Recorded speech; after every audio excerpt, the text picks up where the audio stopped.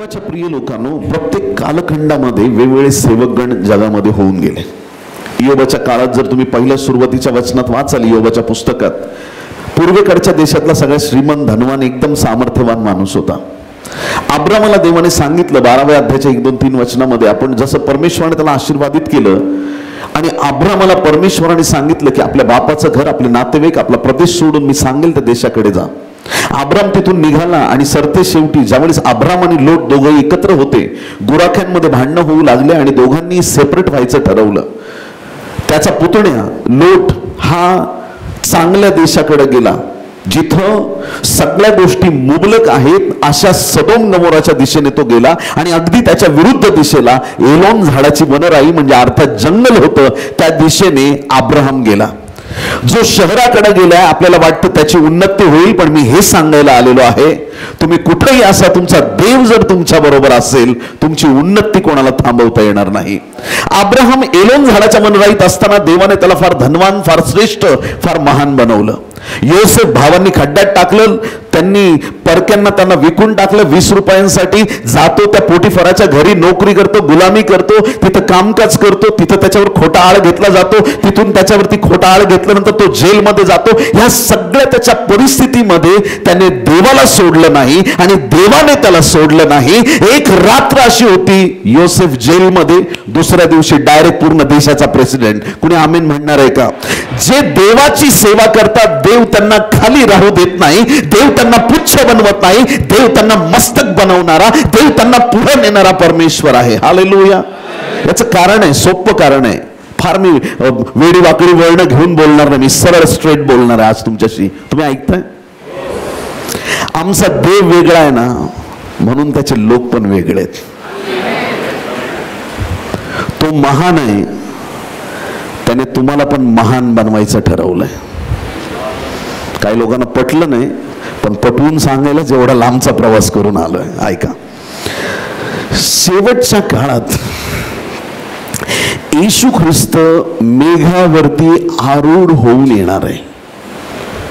ज्यावेळेस वयाच्या 15व्या 16व्या वर्षी मी प्रभूकडे प्रार्थना केली, मला तुझं दर्शन पाहिजे.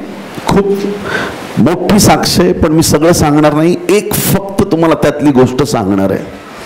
आणि ती गोष्ट अशी की ज्यावेळेस देवाने मला स्वर्गाचा दृष्टांत दिला आणि ज्यावेळेस ते द्वार उघडलेलं मी पाहिलं, प्रभूने मला आत येण्यासाठी जेव्हा सांगितलं, त्याआधी मला आतलं काहीच दिसत नव्हतं. जसं मी पहिलं पाऊल आत ठेवलं, त्यावेळेस मला आतल्या गोष्टी दिसू लागल्या. आणि स्वर्गाच्या दारात उजवीकडं एक पांढरा शुभ्र घोडा, ज्याच्या अंगातून किरणं बाहेर पडत आहेत, फार तेजस्वी. त्याच्याकडे बघून असं वाटतं हा कशासाठी तयार केलाय, prepared for something. This horse is prepared for something. हा घोडा कशासाठी तरी तयार आहे. मी पवित्र आत्म्याला विचारलं, हा घोडा इथं का उभा आहे, एवढा तयारीत का उभा आहे? प्रभूने मला सांगितलं, हा येशूच्या दुसऱ्या आगमनासाठी तयार आहे. देवाच्या प्रिय लोकांनो, स्वर्ग तयार आहे. येशू ख्रिस्त मंडळीला घेण्यासाठी येणार आहे. मंडळी शब्दाला अंडरलाईन करा. मंडळ्यांना नाही. कोणाला? एका मंडळीला. मग कोण आहे ती मंडळी? मग ती कुठल्या मिशनची मंडळी आहे? ती मंडळी कुठल्या देशातली मंडळी आहे? ती कुठली मंडळी आहे की जिलाच फक्त परमेश्वर घेऊन जाणार आहे? इथं कुठंच लिहिलेलं नाही तो मंडळ्यांना घेण्यासाठी येणार आहे. एका मंडळीला. ज्या प्रकटीकरणातल्या 7 मंडळ्या आहेत, आज लोकांनी तिथं चर्चेस उभा केलेत आणि त्यांचं सांगणं आहे, या चर्चची मेंबरशिप घ्या, त्याच्याशिवाय स्वर्ग राज्यात जाणार नाही. लोक इथून पैसे पाठवून त्या 7 मंडळांच्या चर्चेसमध्ये मेंबरशिप घेत आहेत, कारण त्यांना असं वाटतं की आम्ही पैसे देऊन स्वर्ग राज्यात प्रवेश करू शकतो. खूप चुकीचे सिद्धांत, खूप भयंकर गोष्टी जगात घडतायत. पण आम्हाला हा प्रश्न पडला पाहिजे की प्रभू कुठल्या मंडळीला घेण्यासाठी येणार आहे? देवाच्या प्रिय लोकांनो, कान उघडे ठेवून ऐका. एक दिवस येतील, आमच्यातले बॅरियर्स तुटून खाली पडतील. मी ह्या मंडळीचा, मी त्या मिशनचा, मी अशा सिद्धांताचा, मी ह्याचा, मी त्याचा, मी इकडचा, मी तिकडचा, हे सगळे बंधन एक दिवशी तुटून जातील. आम्ही सगळे एक दिवशी एक होणार. आम्ही एक होऊन ख्रिस्ताबरोबर स्वर्गाला जाणार आहोत. हालेलुया. आम्ही सगळे एकत्र होऊन अख्ख्या जगातील मंडळ्या, विश्वासणारे लोक एकत्र होतील.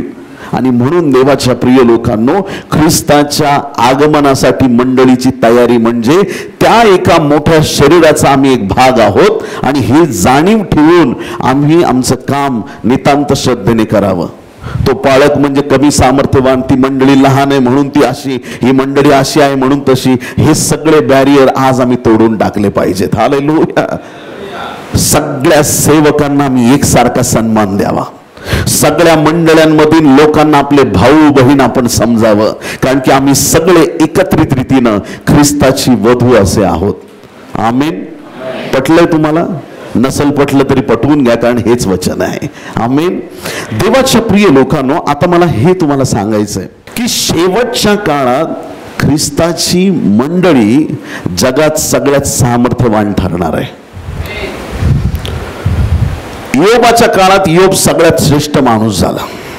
अब्रामाच्या काळात अब्राम सगळ्यात श्रेष्ठ माणूस झाला. मोशेच्या काळात मोशे सगळ्यात श्रेष्ठ व्यक्ती झाला. या शेवटच्या दिवसात या जगामध्ये सर्वश्रेष्ठ असं देव मंडळीला तयार करत आहे. मंडळी एवढं गौरवी जगात काहीच नसणार आहे. मंडळीचा रुतबा, मंडळीचं सामर्थ्य, मंडळीचं गौरव हे इतकं तेजस्वी असणार आहे की मंडळी जगापेक्षा एकदम वेगळी उठून दिसणार आहे. एक काळ असा होता, निर्गम 12वा अध्याय 29 ते 32 वचनामध्ये, निर्गम 12 29 ते 32 वचनामध्ये, हा फारो इस्रायल लोकांना जाऊ देत नव्हता.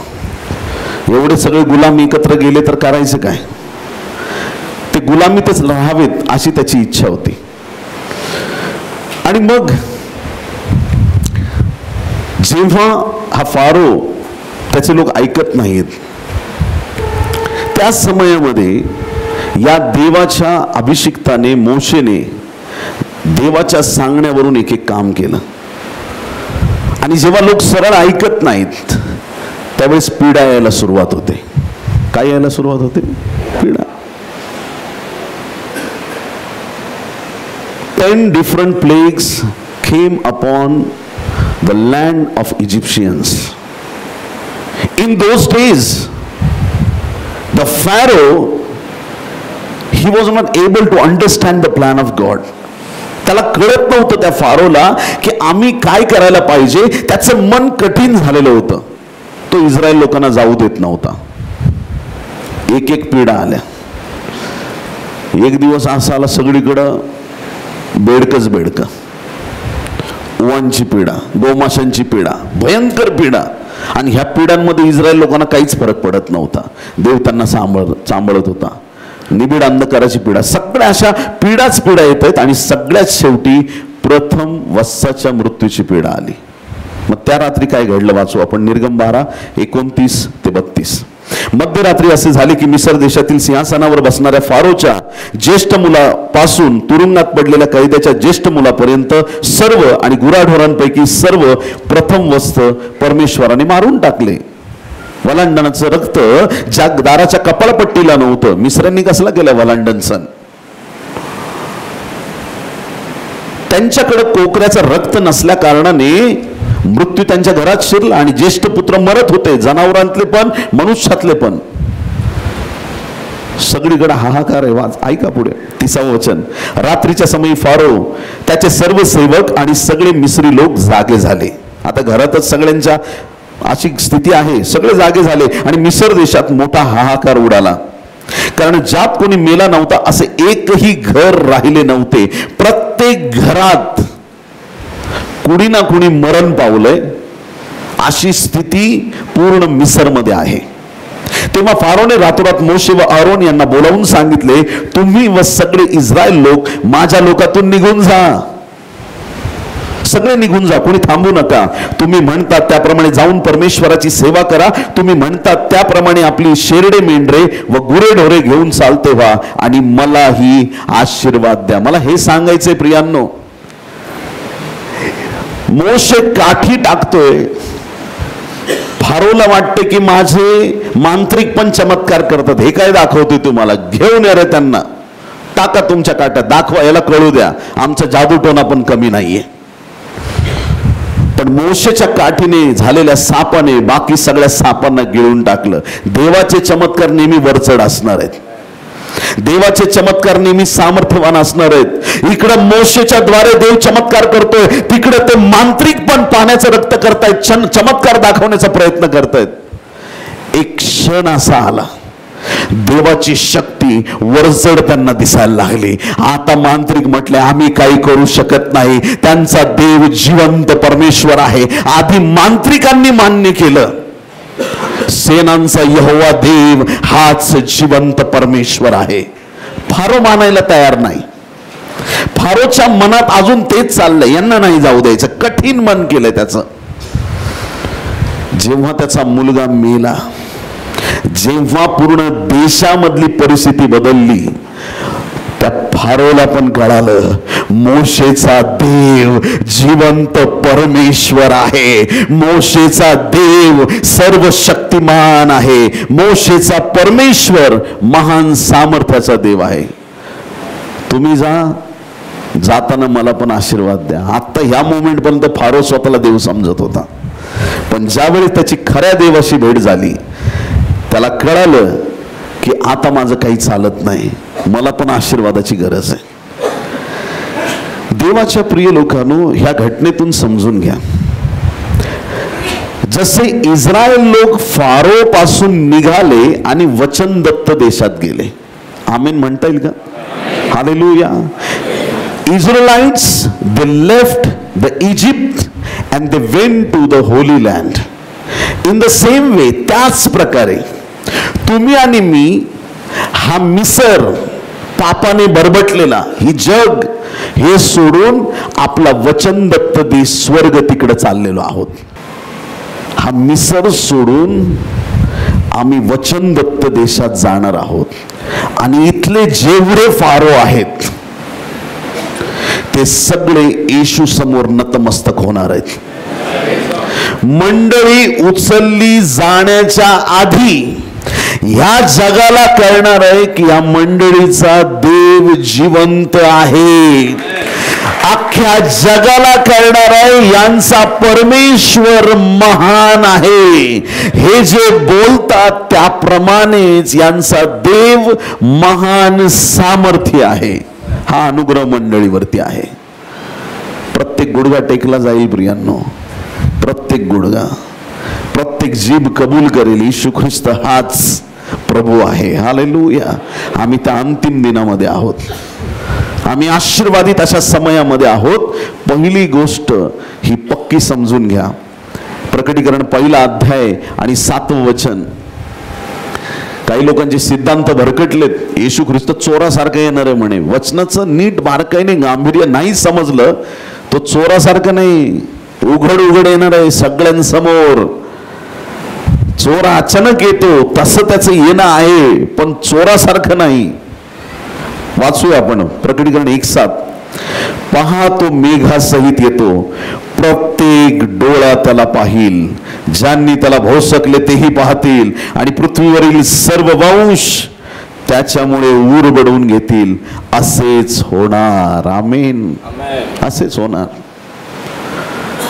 येशू ख्रिस्त येईल, प्रत्येक डोळा त्याला पाहणार आहे.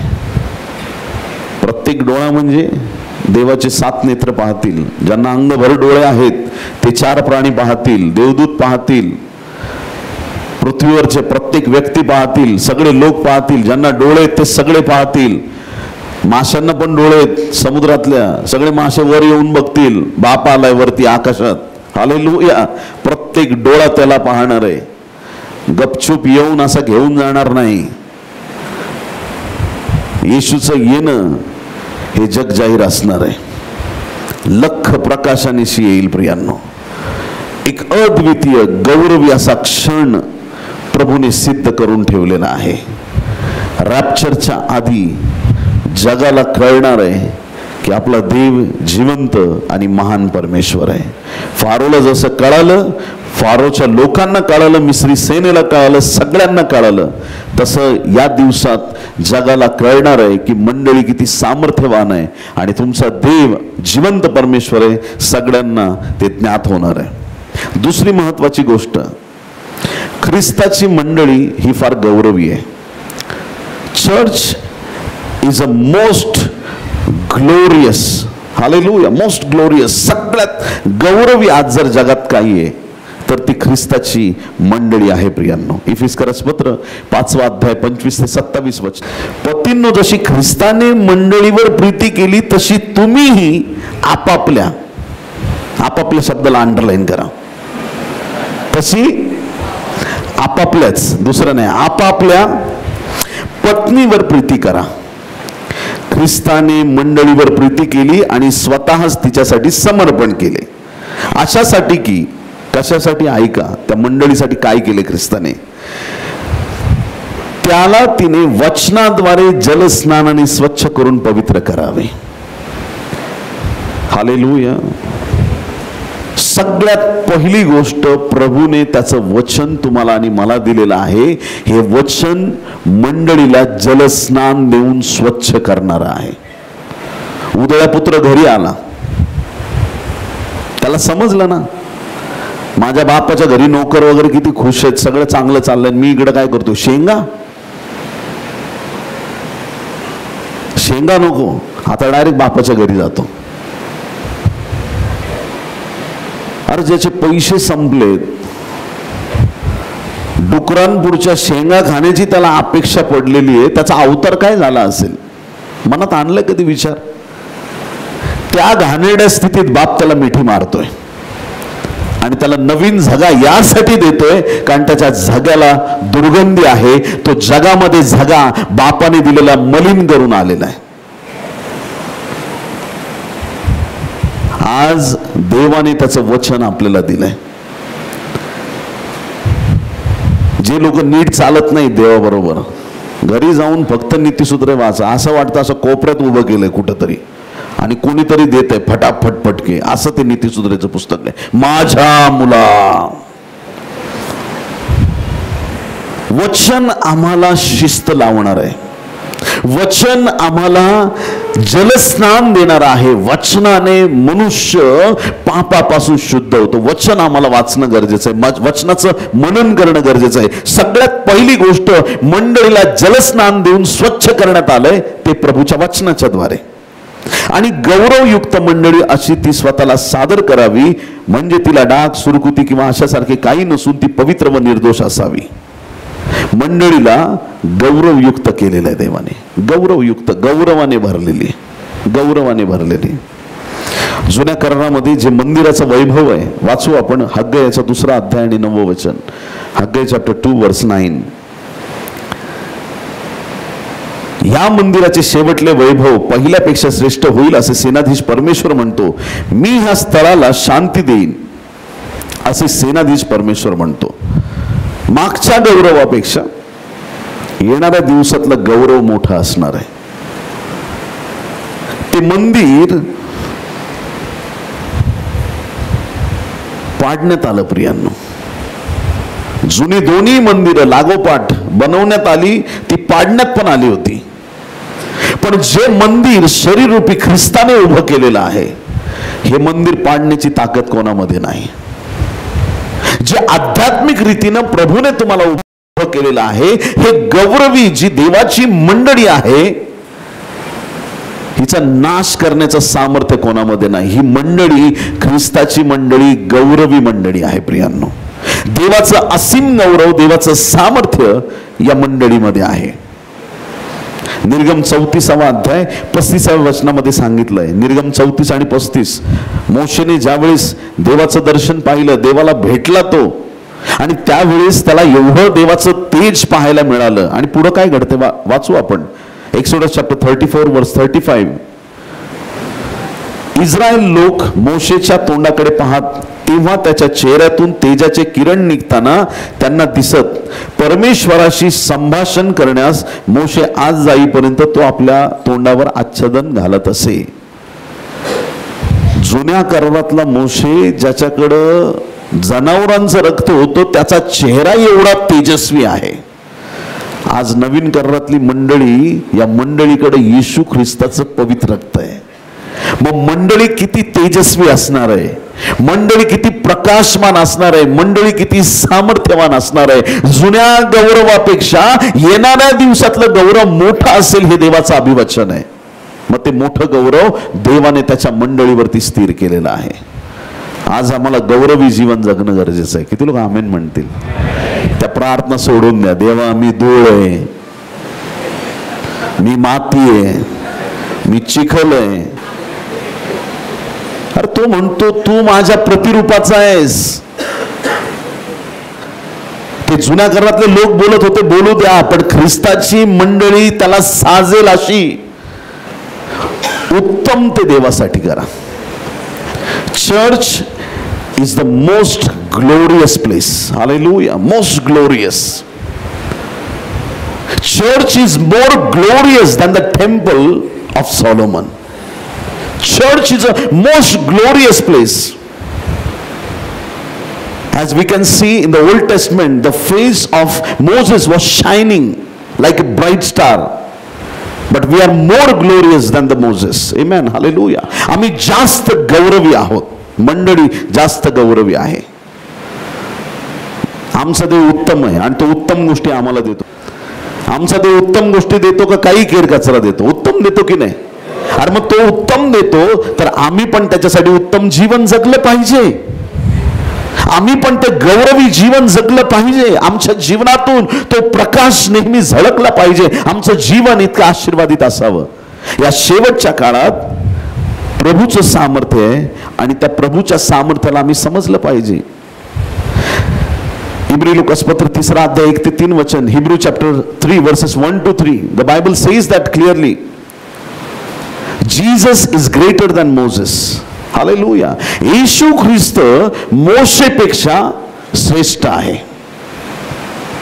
तुम्ही मान्य करता? हो की नाही? बरं, ऐका सगळ्या लक्ष देऊन. येशू श्रेष्ठ आहे. येशू तेजस्वी आहे. येशू गौरवी आहे. मस्तक गौरवी आहे, शरीर पण गौरवीच असणार आहे.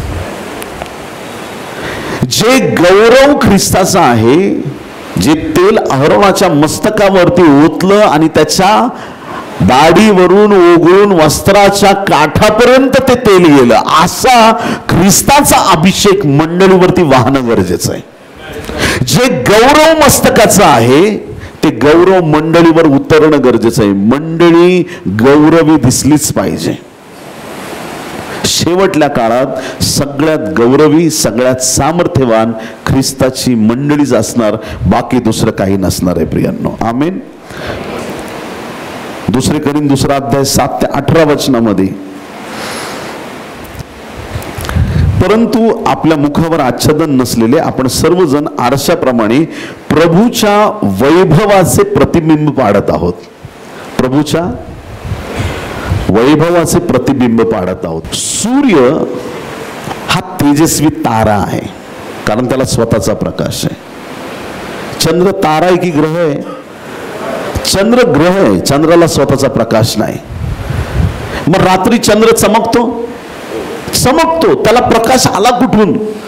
लोकांना वाटतं चंद्राचा प्रकाश, चंद्राचा प्रकाश, चंद्राचा प्रकाश. अरे नाही, चंद्राचा नाही येतो. सूर्य दुसऱ्या दिशेला आहे, आपल्या नजरेच्या पलीकडे आहे. तिकडून त्याची किरण चंद्रावरती पडतात आणि आपण इकडून ते चंद्रावरती आदळलेली किरण पाहतो आणि आपल्याला वाटतो चंद्राचा प्रकाश आहे.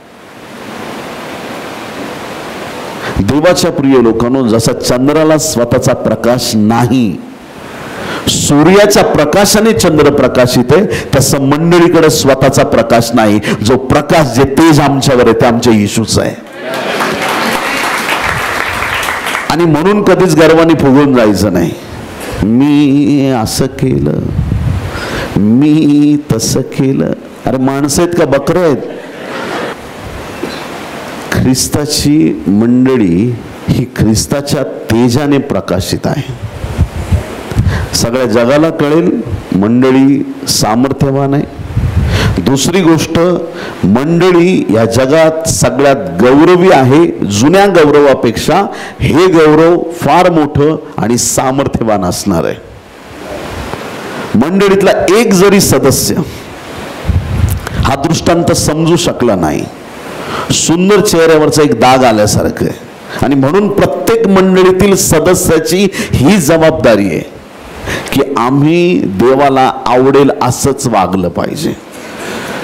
मंडळीची स्ट्रेंथ 5 लाख आणि 10 लाख आहे याच्यावर माझा विश्वास नाही प्रियांनो. तुम्ही म्हणाले काय बोलताय? हो, किती स्वर्गाला चाललेत हे सांगा, किती खरं जीवन जगतायत हे महत्वाचं आहे, आकडे महत्वाचे नाहीत. प्रभू येईल ना, अख्खीच्या अख्खे असे सगळे उचलले गेले पाहिजेत. एक पण मागे राहता कामा नाही, एक पण नावाला एक व्यक्ती मागे राहता कामा नाही. सगळी मंडळी ख्रिस्तामध्ये तयार असली पाहिजे. नोहाच्या काळामध्ये जलप्रलय आला. तारवाच्या आत होते ते वाचले की तारवाच्या बाहेर येत होते वाचले? अभ्यासू लोक आहेत तुम्ही. प्रभू तुम्हाला आशीर्वादित करो. जसं तेव्हा तारवाच्या आत होते ते वाचले, आता जे मंडळीत आहेत तेच वाचतील.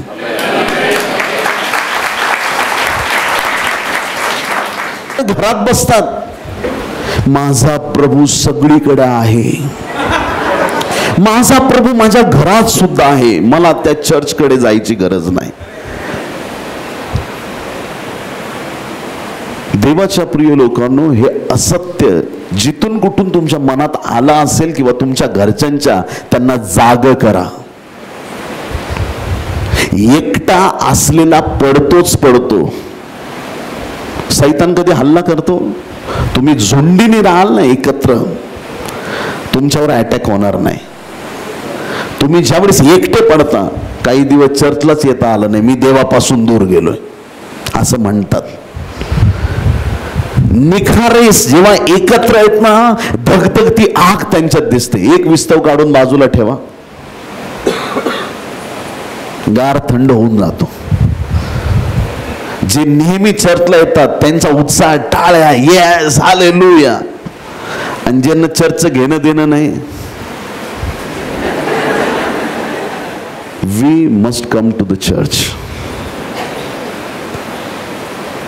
Church is the place where we can gather and we can worship our Lord. Those who are in the church, they are at the right place, sir. जे मंडळीत आहेत ते योग्य जागेवर आहेत. देव त्याचा गौरव त्यांच्या जीवनात प्रकट करील. मंडळी सामर्थ्यवान आहे, सगळ्या फारोंना कळणार आहे. दुसरी गोष्ट, मंडळी एवढी गौरवी आहे की जगात मंडळी एवढं गौरवी काहीच नाही. दुबईला जाऊन आलो मी, काय बुर्ज खलिफा आहे असं वागावं लागतं. मला नाही कौतुक वाटलं एवढं, कारण माझ्या प्रभूचा महिमा त्याच्यापेक्षा खूप उंच आहे.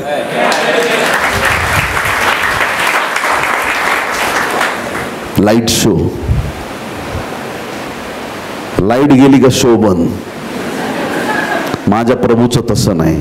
मंडळीच्या तेजाची लाईट जात नाही. ते जगातले 7 आश्चर्य एका बाजूला आणि मंडळी देवाची एका बाजूला. या मंडळीच्या तोडीचं जगात काहीच नाही प्रियांनो. एवढे आशीर्वादित, एवढे सामर्थ्यवान देवाने तुम्हाला आणि मला केले. तिसरी महत्वाची गोष्ट, चर्च आहे ना, ते एक कॉम्पिटिशन असते मिस वर्ल्डची, मिस युनिव्हर्स वगैरे काहीतरी, विश्व सुंदरी. ख्रिस्ताची मंडळी ही आज खरी विश्व सुंदरी आहे. मंडळी एवढं सुंदर कुणीच नाही. प्रकटीकरणाच्या पुस्तकात 3 स्त्रिया आहेत. सगळ्यांनी म्हणा 3 स्त्रिया. पहिली स्त्री आहे 12व्या अध्यायात, दुसरी स्त्री आहे 17व्या अध्यायात आणि तिसरी स्त्री आहे 19व्या अध्यायात. पहिली स्त्री 12, 17, 19. परत एकदा सांगा. 12. प्रकटीकरणात किती स्त्री आहेत? 3. संपला विषय. पहिली स्त्री जी आहे 12व्या अध्यायातली, तिने सूर्य तेज पांघरलंय, चंद्रावरती उभी आहे. सूर्य तेज पांघरलंय, कशावर उभी आहे? चंद्रावर उभी आहे. सूर्य तेज पांघरलंय, डोक्यात 12 ताऱ्यांचा मुकुट तिने घातलाय. किती ताऱ्यांचा? हे तिचं वर्णन. संपला विषय तिच्या वर्णनाचा. आता तिच्याबद्दल वैशिष्ट्य, तिच्या पोटात बाळ आहे, प्रेग्नेंट लेडी आहे, आणि तिच्या मागे साप लागलेला आहे. सापाची इच्छा आहे या स्त्रीला जे संतान होईल ते गिळून टाकावं. ती स्त्री धावतीये, साप तिच्या मागे आहे. तिला बाळ झालं, ते बाळ स्वर्गाला नेण्यात आलं. सापाला ते बाळ काही गिळता आलं नाही. साप चिडला. सापाने एक नदी त्याच्या तोंडातून काढली त्या स्त्रीला मारून टाकण्यासाठी. स्त्री तर रानाकडे पळून गेली आणि बाकीचे जे राष्ट्र आहेत त्यांनी ती नदी पिळून टाकली. त्या स्त्रीला काही होऊ दिलं नाही. हा साप चिडून त्या स्त्रीच्या मागे परत लागला आणि त्या स्त्रीला गरुडाचे पंख देण्यात आले आणि ती उडून निघून गेली. साप चिडून वाळवंटात उभा राहिला. 17व्या अध्यायामध्ये दुसरी स्त्री आहे. ही स्त्री श्वापदावरती बसलेली आहे. श्वापद म्हणजे जनावर. 12th chapter pregnant woman. 17th chapter the lady sitting on the beast. ती एका श्वापदावर बसलेली आहे. हातात प्याला आहे, पण त्या प्याल्यामध्ये रक्त आहे. हे रक्त कोणाचं आहे? हे देवाच्या सेवक सेविकांचं रक्त. देवाचे लोक तिने मारले, त्या लोकांचं रक्त ती पीत आहे. आणि तिने किरमीची वस्त्र अंगात घातलेले आहेत आणि हातामध्ये प्याला घेतलाय, त्याच्यात रक्त आहे. आता कितवा अध्याय? 19वा अध्याय. 19व्या अध्यायातल्या स्त्रीने शुभ्र वस्त्र घातलेत. तेजस्वी देवाच्या तेजाने भरलेली ती स्त्री आहे. ती गौरवी आहे. ती ख्रिस्ताची वधू आहे. हालेलुया.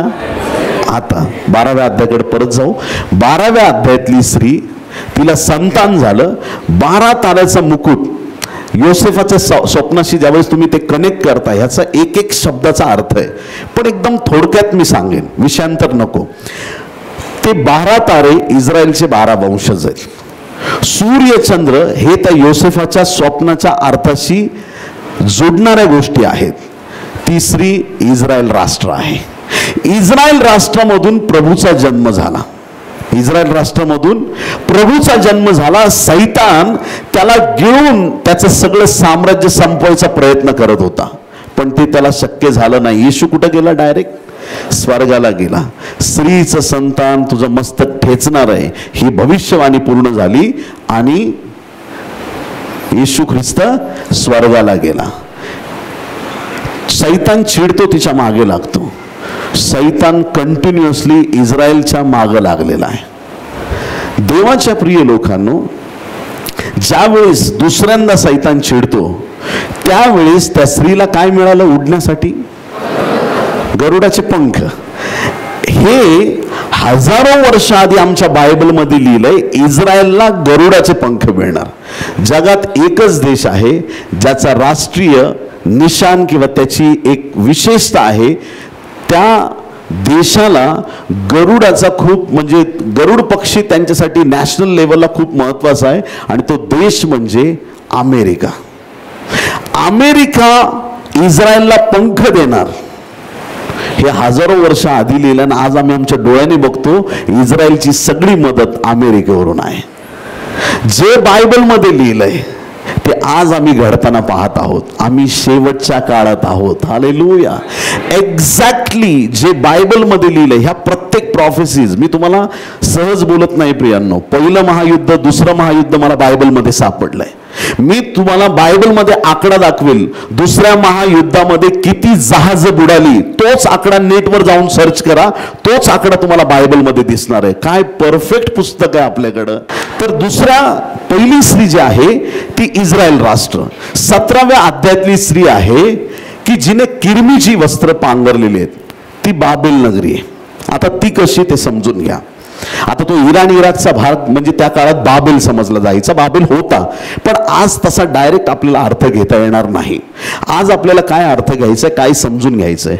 जगात म्हणजे प्रकटीकरण नीट बारकाईने समजून घेतलं तर आपल्याला कळतं की जगात 3च स्त्री आहेत. एक स्त्री आहे की जे इस्रायल राष्ट्र आहे, दुसरी स्त्री आहे ते विश्वासणारे आहेत. पहिली स्त्री इस्रायल राष्ट्र, 19व्या अध्यायातली स्त्री चर्च, 19व्या अध्यायातली स्त्री चर्च मंडळी आपण, आणि जे उरलेले सगळे लोक आहेत ते 17व्या अध्यायातले लोक आहेत, ख्रिस्त विरोधक लोक.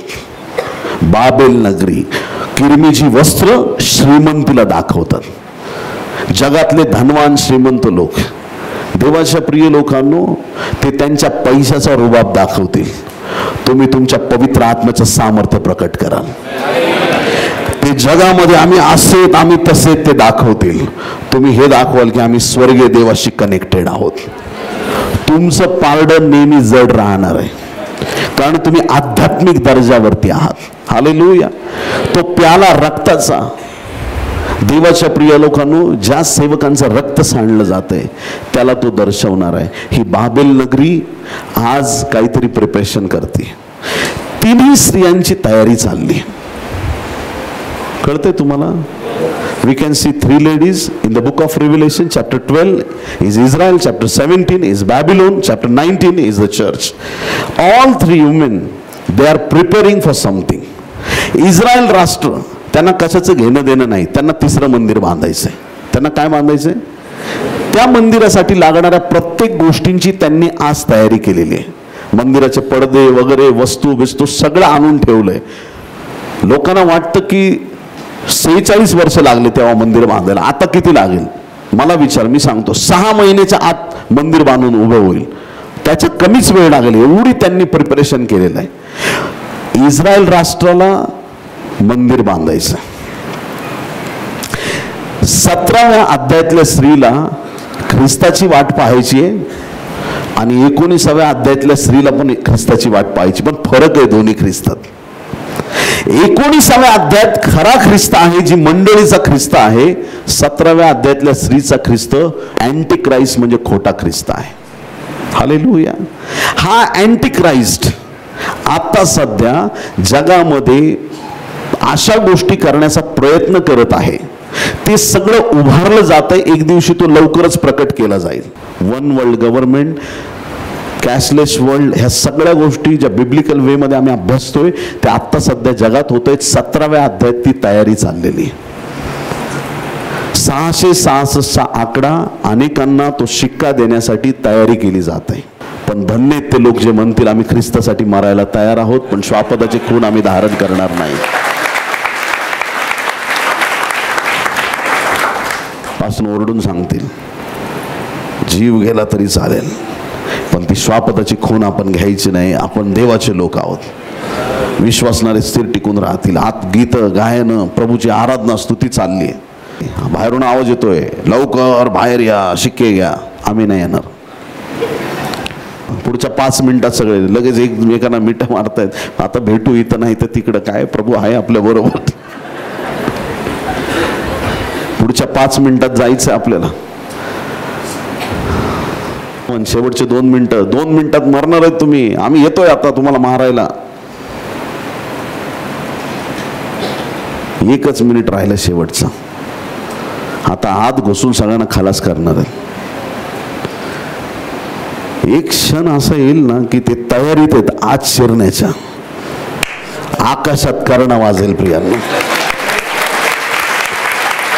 लख प्रकाश, प्रभूचं तेज, प्रभूचं सामर्थ्य प्रकट होईल. देवदूत उतरतील. तुम्ही आणि मी क्षणात निमिषात बदलून जाऊ. असं अविनाशी शरीर आपल्याला मिळेल की जे ख्रिस्ताला प्राप्त झालेलं आहे. हालेलुया. प्रभूची स्तुती असो. जगात 3च स्त्रिया आहेत. इस्रायल, बाबेल आणि ख्रिस्ताची मंडळी. ह्या 3ही स्त्रियांकडे निरखून पहा. इस्रायलकडे पण ख्रिस्ताचं रक्त नाही. बाबेलचा तो विषय सोडून द्या. तिच्याकडे तर देवाच्या संदेशाचं रक्त तिने पाडलंय. या 3 स्त्रिया सगळ्यात सुंदर जर कोणी असेल तर ती ख्रिस्ताची वधू आहे. हालेलुया. गीतरत्न 5व्या अध्यायाच्या 10व्या वचनात सांगितलंय, सॉंग्स ऑफ सॉलोमन चॅप्टर 5 वर्स 10, तो लाखात मोहरा आहे. कोण? येशू. कोण आहे? म्हणजे खूप सुंदर आहे. या शेवटच्या काळात या 3 स्त्रियांपैकी सगळ्यात गौरवी, सगळ्यात सुंदर जर विश्वसुंदरी कोणी असेल तर ती ख्रिस्ताची मंडळी आहे. आमचा प्रभू सुंदर आहे, त्याला कुरूप अशी वधू चालणार नाही. वचनाने जलस्नान केलेली, येशूच्या रक्ताने धुतलेली, प्रभूच्या सामर्थ्याने आशीर्वादित झालेली मंडळी ही सगळ्यात सुंदर आहे. खूप जबाबदारी आहे तुमच्यावरती. कधीच मंडळीला दाग लागू देऊ नका. कधीच मंडळीला कलंक लागू देऊ नका. प्रत्येक व्यक्तीची जबाबदारी आहे. स्वतःला सांभाळणं ख्रिस्ताच्या सामर्थ्यामध्ये ही आपली प्रत्येकाची जबाबदारी आहे. जशी मंडळी शुद्ध, स्वच्छ आहे, धुतलेली आहे, अशीच मंडळी प्रभू येईपर्यंत टिकून राहिली पाहिजे. पण माझ्या बहिणी जेव्हा लग्न कार्यात जातात, अख्खा मेकअप रूप त्या पर्समध्ये असतो प्रियांनो. दर 2 मिनिटाला असं पाहिजे. आध्यात्मिक जीवनात कंटिन्यू चेक केलं पाहिजे. बायबल आमचा आरसा आहे. किती लोक आमेन म्हणतील? प्रभू मी बरोबर वागतोय का तुझ्या वचनाप्रमाणे? हा, मी बरोबर दिसतो ना तुझ्या वचनाप्रमाणे? आमचं प्रतिबिंब वचनात नीट दिसलं पाहिजे. आज सगळ्यात गौरवी ख्रिस्ताचं शरीर आहे. ह्याला दाग, सुरकुत्या कशानेच पडता कामा नये. कुठल्या गोष्टीची उणीव आपल्याला दिसते तिथं आम्ही उभं राहिलं पाहिजे. आमच्या मंडळीत अजून काय कमी, आम्ही काय करायला पाहिजे? सगळे लहान लेकर आहेत ते आनंदी आहेत का? ते प्रभूमध्ये वाढत आहेत का? अरे वा वा, चांगली गोष्ट आहे. आमचा तरुण संघ आहे, सगळे तरुण मुलं देवामध्ये वाढत आहेत का? बायबल कॉलेजला कुणी गेलंय का? आपले लेकरांमधून कुणी सेवक होणार आहेत का? आमची लेकरं प्रभूमध्ये चांगली पक्की आहेत का? व्यसनाधीन तर कुणी झालं नाही ना? प्रत्येक घरात चांगले आहेत का? हा, चांगलं आहे. माझ्या महिला, माता, बहिणी त्यांचे नेहमी प्रार्थना होत आहेत का? त्या उपास प्रार्थना करतायत का? त्यांच्या एकत्र भेटी होत आहेत का? त्या घरोघर जाऊन प्रार्थना करतायत का? खूप चांगली गोष्ट आहे. सगळे जे मंडळीतले कमिटी आहे त्यांच्यामध्ये एक जिव्हाळा आहे का? प्रेम आहे का? मंडळीत प्रेम आहे का? ह्या गोष्टी आम्ही बारकाईने पाहत राहिलं पाहिजे. सुरुवातीलाच मी प्रार्थना केली, देवा तुला जे करेक्शन करायचे ते करून टाका आज, पण मंडळीची वाढ होत जाऊ दे. हालेलुया. बोलो येशू मसीह की. अत्यंत महत्वाची गोष्ट आहे की आज आम्हाला हे गौरव समजणं गरजेचं आहे. मंडळी सगळ्यात तेजस्वी, सगळ्यात गौरवी आहे. फारोला कळणार आहे की मंडळी सगळ्यात सामर्थ्यवान आहे. आपली मंडळी ही विश्वसुंदरी आहे. तिला दाग नाही, सुरकुती नाही किंवा अशासारखे सौंदर्य बिघडवणारे तिच्या ठाई काही नाही. अशा प्रकारे प्रभूने वचनाच्या जलस्नानाने तिला शुद्ध आणि आशीर्वादित केलेलं आहे. प्रकटीकरण 19वा अध्याय, जसं मी मंडळीबद्दल सांगितलं, फक्त वचन वाचतो, 7वं आणि 8वं वचन. प्रकटीकरण 19, 7 आणि 8. आपण आनंद व उल्हास करू व त्याचा गौरव करू, कारण कोकराचे लग्न निघाले आहे. कोकराचे म्हणजे येशूचे, आणि त्याच्या नवरीने स्वतःला सजवले आहे. तिला तेजस्वी व शुद्ध असे तागाचे तलम वस्त्र नेसायला दिले आहे. ते तागाचे तलम वस्त्र म्हणजे पवित्र जनांची नीतिकृत्य आहेत. आमेन. खूप महत्वाची गोष्ट आहे. नवरीने स्वतःला सजवलं, वधूने स्वतःला सजवलं, तयार केलंय तिला. ख्रिस्ताच्या वचनाने, त्याच्या रक्ताने, त्याच्या सामर्थ्याने, त्याच्या आत्म्याने मंडळीला एकदम सुंदर असं गौरवी तयार केलेलं आहे. आणि त्या सुंदर मंडळीचे तुम्ही आणि मी भाग आहोत. किती देवाला धन्यवाद. मंडळी सगळ्यात सुंदर आहे, मंडळी सगळ्यात गौरवी आहे. शेवटच्या काळात सगळ्यात प्रभावी मंडळी आहे, सगळ्यात सामर्थ्यवान मंडळी आहे, सगळ्यात ताकदवान मंडळी आहे. सगळ्यात सामर्थ्याची म्हणजे जिच्यात बिलकुल भित्रेपणा नाही अशी मंडळी ख्रिस्ताने उभी केलेली आहे. आमेन. सगळ्यात शेवटची आणि महत्वाची गोष्ट, ख्रिस्ताने मंडळीला विजय दिलेला आहे. मग तो विजय साधारण विजय नाही. वाचू आपण पटकन 2 वचन.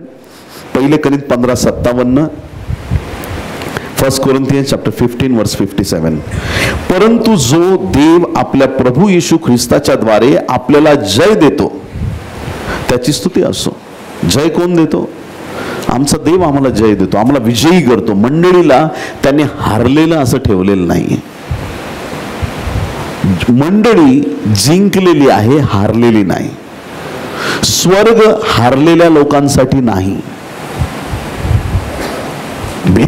ज्यांनी भीतीवर विजय मिळवला त्यांच्यासाठी स्वर्ग आहे. ज्यांनी व्यसनावर विजय मिळवला ते लोक स्वर्गात जातील. ज्यांनी पापावर विजय मिळवला त्या लोकांसाठी स्वर्ग आहे.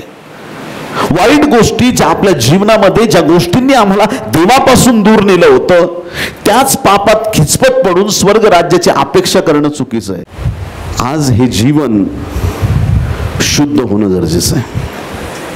त्या पापावरती विजय मिळवल्याशिवाय स्वर्ग राज्यात प्रवेश नाही. आणि जे विजय मिळवतात त्यांना कुठला विजय? ऐका, रोमकरसपत्र 8 अध्याय 37 वचन, रोमन चॅप्टर 8 वर्स 37. उलट पक्षी ज्याने आपल्यावर प्रीती केली त्याच्या योगे ह्या सर्व गोष्टीत आपण महाविजयी ठरतो. आमेन म्हणाल का? टाळ्या वाजून देवाला धन्यवाद देऊया. महाविजयी, नुसतं विजयी नाही, महाविजयी. मोठा विजय प्राप्त झालाय मंडळीला. प्रकटीकरण 3 अध्याय 21 वचन, रेव्हेलेशन चॅप्टर 3 वर्स 21. मी जसा विजय मिळवून आपल्या पित्याबरोबर त्याच्या राजासनावर बसलो. कोण म्हणतंय? येशू ख्रिस्त. विजय मिळवून पित्याच्या बरोबर मी राजासनावर बसलो, येशू सांगत आहे. ऐका, तसा जो विजय मिळवतो त्याला मी आपल्या राजासनावर आपल्या बरोबर बसू देईन.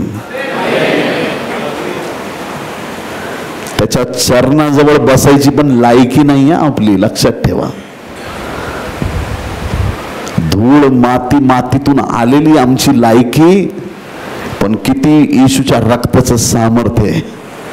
त्याने आमच्यातलं पाप एवढं काढून टाकलं, मंडळीला त्याने एवढं शुद्ध केलंय, एवढं आशीर्वादित केलंय. त्याने म्हटलं की जसा विजय मिळवून मी पित्याच्या बाजूला बसलोय, तशी माझी मंडळी विजय मिळवून जेव्हा राज्यात येईल देवाच्या, तिला मी माझ्या बरोबर राजासनावर, देवाच्या राजासनावर बसू देणार आहे. किती गौरवी देव आहे आमचा. स्वर्गात आमचं ठिकाण कुठं आहे? देवाच्या राजासनावरती. आजपर्यंत आम्ही हाच विचार करतोय, स्वर्गात जाऊन कुठंतरी देवदूत वगैरे असतील इकडं तिकडं, आम्ही त्यांच्यात फिरू, प्रार्थना करू, आराधना करू, देवाला धन्यवाद देऊ, आराधना करू, तिथं कुठंतरी गर्दीत आम्ही असू. पण देवाने किती हा सन्मान मंडळीला दिलाय की देवाचे विजयी लोक देवाबरोबर, ख्रिस्ताबरोबर त्या राजासनावरती बसणार आहेत. किती आमचा धन्य आशीर्वादित देव आहे. सांगण्याचं तात्पर्य हे, फक्त देव तुमचं गौरव पृथ्वीपुरतं मर्यादित ठेवणार नाही, स्वर्गात पण मंडळी गौरवी दिसणार आहे, असीम सामर्थ्याने भरलेली दिसणार आहे. हालेलुया. आज ती पवित्रता, ते सामर्थ्य आमच्या जीवनात स्वीकारूया. जर देवाने आम्हाला एवढं उंच करायचं ठरवलं, एवढं आशीर्वादित करायचं ठरवलंय, आज मग पक्का निर्धार करूया, देवा आज नंतर तुला आवडेल तेच काम मी करणार आहे. प्रभूला धन्यवाद द्या. जी ट्रेन एका विशिष्ट डेस्टिनेशनला जाते, जिचं रिझर्वेशन फुल झालंय, ज्याच्यात कुणालाच एंट्री नाही, अशा ट्रेनमध्ये जर तुम्हाला तिकीट मिळालंय, त्याच्या आनंदापेक्षा हा आनंद मोठा आहे. स्वर्ग राज्याला जाण्यासाठी देवाने तुमचं आणि माझं तिकीट कन्फर्म केलंय. आम्हाला किती आनंद पाहिजे की देवाच्या राज्याचे आम्ही वारसदार आहोत. हालेलुया. ख्रिस्ताची मंडळी सगळ्यात गौरवी, सगळ्यात सामर्थ्यवान, जगातली वेगळी, अत्यंत प्रभावी असं देवाने काम मंडळीमध्ये केलेलं आहे. हालेलुया. आपले डोळे बंद करू, आपण एक प्रार्थना करूया. धन्यवाद, धन्यवाद, धन्यवाद येशू. पवित्र पवित्र पवित्र परमपवित्र थोर सनातन आमच्या जिवंत परमेश्वरा, नासुरी प्रभू येशू ख्रिस्ताच्या पवित्र नावात आम्ही तुझ्या चरणाशी येऊन प्रार्थना आणि याचना करतो. पवित्र आत्मा, तुझ्या सामर्थ्याने आज आम्हा प्रत्येकाच्या हृदयाची पकड घेतलीस. जे खरोखर मंडळीचं गौरव काय आहे ते आज आम्हाला तू तुझ्या वचनाद्वारे समजावून सांगितलंस, तुला आम्ही धन्यवाद देतो. प्रभू, आमचं पाऊल हे पुढंच पडत राहावं, मंडळीची वाढ आणि वृद्धी होतच जावी अशी आम्ही तुझ्याकडे प्रार्थना करतो. प्रबळ कर देवा मंडळीला, नवीन आत्म्याची भर पडत जाऊ दे प्रभू. अनेक लोक उद्धारले जाऊ देत. अनेक ठिकठिकाणी महाराष्ट्राबाहेर अधिक प्रभू या मंडळीचा वापर तुझ्या सेवेसाठी, तुझ्या गौरवासाठी कर. खंबीर नेतृत्व, खंबीर पुढारी, सामर्थ्याचे लोक या मंडळीत तू ठेवलेस. तुला आम्ही धन्यवाद देतो. आज आमची प्रार्थना स्वर्गात तुझ पुढे सादर झाली आहे. धन्यवाद प्रभू तुझ्या अगणित उपकारांबद्दल. आभार मानतो, आमची प्रार्थना ऐकलीस. ही सर्व प्रार्थना उद्धारक येशूच्या गोड, पवित्र आणि सर्वोच्च नावात मागतो म्हणून पिता ऐक. आमेन, आमेन.